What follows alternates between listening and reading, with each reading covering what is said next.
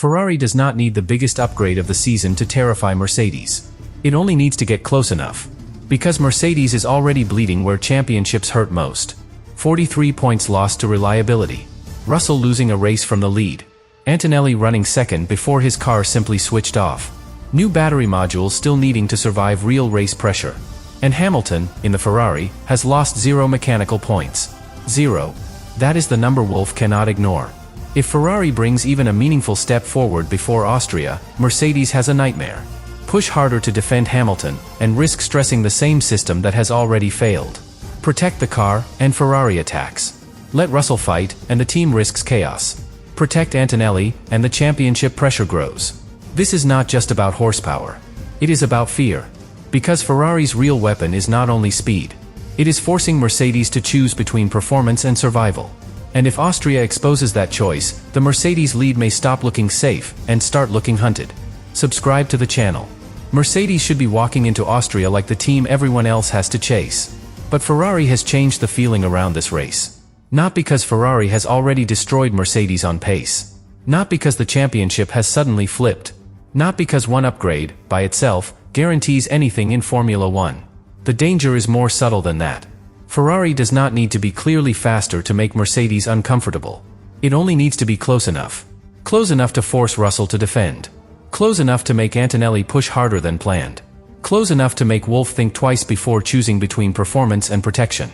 Close enough to turn Mercedes' reliability weakness from a background concern into the main pressure point of the weekend. That is why Austria feels so dangerous. Because Mercedes is not entering this race from a place of total calm. They are leading, yes. They have speed, yes. They still have the car that can win races. But the numbers underneath the championship tell a much less comfortable story. 43 points lost to reliability. That is not a small warning. That is not one unlucky failure disappearing into the noise of a long season. That is the kind of damage that can change how a team thinks. It changes the way engineers read data. It changes the way drivers listen to the car. It changes the way strategists calculate risk. It changes the way rivals attack, because once rivals know a car has a weakness, they do not wait politely for it to appear. They force the car toward it. And Ferrari is now in the perfect position to do exactly that. Because Hamilton has the one thing Mercedes does not fully have right now. Mechanical peace. The source report says Hamilton has lost 0 mechanical points at Ferrari. 0. While Mercedes has been explaining failures, Hamilton has been finishing. While Mercedes has been preparing updated battery modules, Hamilton has been collecting points. While Russell has been carrying the memory of Canada, and Antonelli has been carrying the frustration of Barcelona, Ferrari has been building the most dangerous kind of pressure. Quiet pressure. The pressure of a rival who keeps arriving at the finish. That matters more than people think. Because a championship fight is not always about who looks fastest on the most dramatic lap. Sometimes it is about who survives the messy weekends. Who takes the points when the other team makes a mistake? Who is still there after a rival's race turns from victory into investigation? And that is exactly where Mercedes has been vulnerable. George Russell was leading in Canada when the Mercedes power unit suffered a catastrophic battery failure. That is the kind of failure that hurts more than a normal retirement, because the result was not lost in a fight. It was not taken by strategy. It was not beaten by a rival's pace. It disappeared from inside the car. For Russell, that changes the emotional weight of every future lead. If he gets to the front again in Austria, he cannot afford to wonder whether the car will betray him twice. He needs complete trust, because a driver fighting Hamilton cannot be fighting doubt at the same time. Then Barcelona made the problem bigger. Kimi Antonelli was running second late in the race when the car simply switched off. Again, it was not a slow collapse. It was not a driver mistake. It was a sudden electrical shutdown, and the championship leader lost points that Mercedes could not afford to throw away. That is why Ferrari's potential step forward matters so much. Because if Ferrari is closer, Mercedes cannot manage the race in comfort. And comfort is exactly what Mercedes needs. They need clean starts, clean air, clean temperatures, clean energy deployment, clean strategy. They need both cars running without unnecessary fights. They need the new battery modules to prove themselves in the calmest possible environment. But Ferrari's entire mission is to remove that calm. Hamilton can do it through pressure. Leclerc can do it through qualifying. Ferrari can do it through strategy. And if any performance gain makes the red cars more dangerous at Austria, then Mercedes suddenly has to race in conditions it would rather avoid. Under attack. That is the key. Mercedes does not just need to prove its car is fast. It needs to prove its car is reliable while being pushed. That is a completely different test. A car can survive clean air and controlled pace, then struggle when the race becomes defensive. Dirty air can make cooling harder. Defending can work the tires harder. Attacking can demand more energy. Reacting to a rival can destroy the neat plan engineers wanted before the start. And the Red Bull ring is built to make pressure repeat. The lap is short. The gaps are tight. A bad exit can immediately become a threat. One defensive line can damage the next straight. One small hesitation can make the driver behind feel twice as close. So if Ferrari is close enough, Mercedes will not get many quiet laps. And that is exactly the problem. A quiet Mercedes can manage risk. A pressured Mercedes has to make choices. Push the power unit, or protect it. Defend from Hamilton, or manage temperatures. Let Russell fight, or protect Antonelli's championship lead. Use everything now, or save the car for the end. Every one of those choices carries danger. That is what Ferrari can exploit. Not just by being faster, but by making Mercedes uncomfortable enough to reveal whether the reliability fix is real. Because until the car survives a race under pressure, the fix is only a promise waiting to be tested. And Ferrari knows the timing is perfect. Mercedes is still validating new battery modules. The failures have been linked to the same broad battery area. The team believes it has identified risk zones, but the only proof that matters is race distance. Heat, traffic, vibration, pressure, defending, attacking, all of it together. Austria will ask the question no simulation can fully answer. Can Mercedes push when Ferrari forces them to push? That is why this first block matters. Before we even talk about the deeper strategy, the real danger is already clear. Ferrari does not need to arrive with a miracle. It only needs to arrive close enough to make Mercedes choose between speed and survival. And once a championship leader is forced into that choice, the lead no longer feels protected. It feels hunted. But the pressure becomes even more dangerous when you understand what Ferrari can force Mercedes to reveal. Because reliability problems are not always exposed by normal running. Sometimes a car looks fine when the race is simple. It runs clean laps. It manages temperatures. It follows a controlled plan. The driver is not defending too hard, not attacking too aggressively, not sitting in dirty air, not changing modes constantly to respond to a rival. From the outside, that kind of race can make a team look cured. But a championship is not tested in comfort. It is tested when another car refuses to go away. That is what Ferrari can bring to Austria. If Ferrari is close enough, Mercedes does not get the perfect environment to prove its fix. It gets the worst one. It gets pressure from Hamilton, pressure from Leclerc, pressure from strategy, pressure from track position, and pressure from the memory of what already went wrong.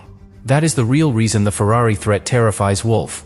Not because Ferrari automatically has the better car, but because Ferrari can make Mercedes prove its car in the hardest possible conditions.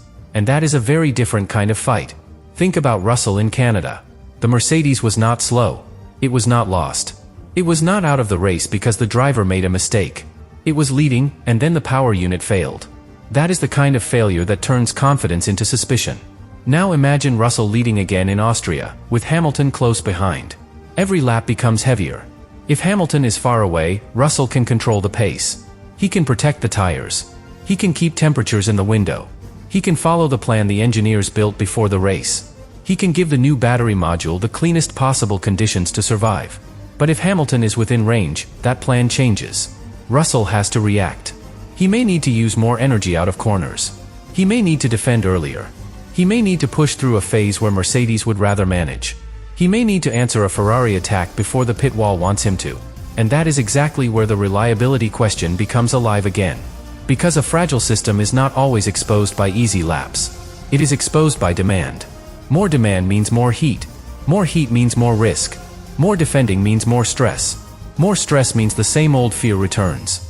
Will the car survive? That question is what Ferrari wants Mercedes to hear inside every decision. And it is why Hamilton's reliability record matters so much. 0 mechanical points lost is not just a clean number. It is a weapon of patience. Hamilton can afford to let the race come to him, because he knows that finishing has already been one of Ferrari's strongest advantages over Mercedes. He does not need to gamble wildly. He does not need to attack from impossible distances. He does not need to make the race chaotic in a careless way. He only needs to stay close enough to make Mercedes uncomfortable. That is Hamilton at his most dangerous. Not when he is desperate. When he is inevitable. When the driver ahead knows he is there. When the pit wall knows he is there. When the gap is just small enough that nobody at Mercedes can breathe normally. When every radio call begins to carry two meanings, the race situation and the reliability risk underneath it. That is how pressure becomes psychological.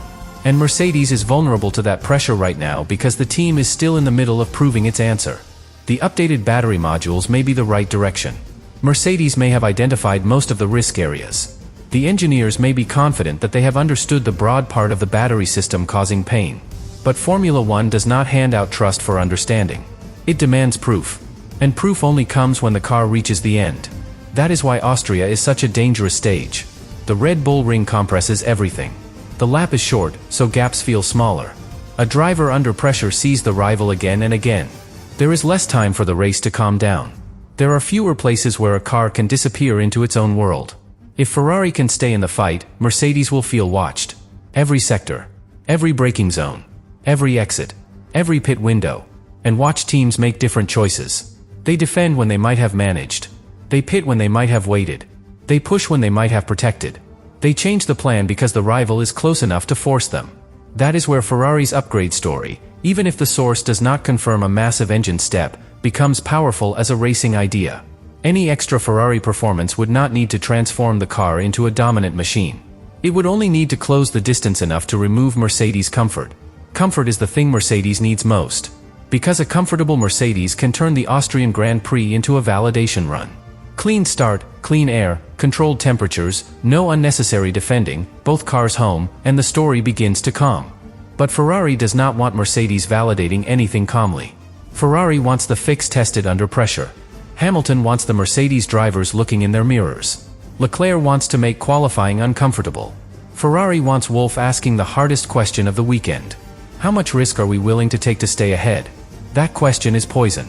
Because there is no perfect answer. Take too little risk, and Ferrari may pass. Take too much risk, and the power unit may become the story again. That is the trap.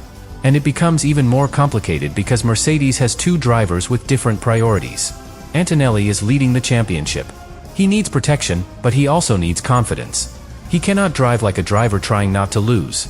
If Hamilton is coming, Antonelli has to be allowed to fight, but every fight carries risk when reliability is already under scrutiny. Russell needs something different. He needs trust restored. He needs proof that Canada was not a warning about every future lead. He needs to feel that Mercedes will let him race and that the car will not take another result away from him. Now add Ferrari pressure between them. If Hamilton attacks Antonelli, Mercedes has to defend the championship lead. If Hamilton attacks Russell, Mercedes has to protect a driver who already lost major points through no fault of his own. If Leclerc splits them, strategy becomes complicated. If both Ferraris are close, Wolff has to manage not only rivals, but the emotional balance inside his own garage. That is how one performance threat becomes a team management problem. And Ferrari will know this. They will know Mercedes cannot afford an internal fight. They will know Mercedes cannot afford a reliability scare. They will know Mercedes cannot afford to look cautious. They will know Mercedes cannot afford to let Hamilton believe the lead is vulnerable. So Ferrari's best race may not be one where they dominate from the first lap. It may be one where they make Mercedes feel trapped. Trapped between protecting the car and defending the position. Trapped between supporting Antonelli and keeping Russell motivated. Trapped between using performance and preserving reliability. Trapped between the championship table and the fear hiding inside the battery data. That is the kind of pressure that changes a season. Not all at once. Not always with a dramatic overtake. Sometimes the damage begins earlier. A setup choice made too conservatively. A strategy call made too defensively. A driver asked to manage at the wrong moment. A rival allowed to stay too close. A system pushed too hard because the race demanded it. Then, by the time the key moment arrives, the result feels sudden, but it was built over many laps. Ferrari wants to build that moment. Mercedes wants to avoid it. And that is why this Austrian Grand Prix feels like a test of nerve as much as machinery. Because Mercedes still has the strongest position on paper. But Ferrari has the cleaner reliability story. And in a title fight, those two realities create a strange kind of tension. The leader has more points. The chaser has less fear. That is dangerous. A team with fewer points but more trust can attack more freely. A team with more points but less certainty can begin to protect too much. And once a leader starts protecting too much, the chaser starts to smell the chance. Hamilton understands that feeling better than almost anyone. He knows when a rival is driving with one eye on survival. He knows when a team is covering a weakness. He knows when pressure is beginning to affect decisions. And Wolff knows that Hamilton knows. That is what makes this story so personal for Mercedes. They are not being chased by a stranger. They are being chased by the driver who once helped define their dominance. The driver who knows what a calm Mercedes looks like, and what a pressured Mercedes might feel like. The driver who understands that championships can turn through consistency before they turn through pure speed.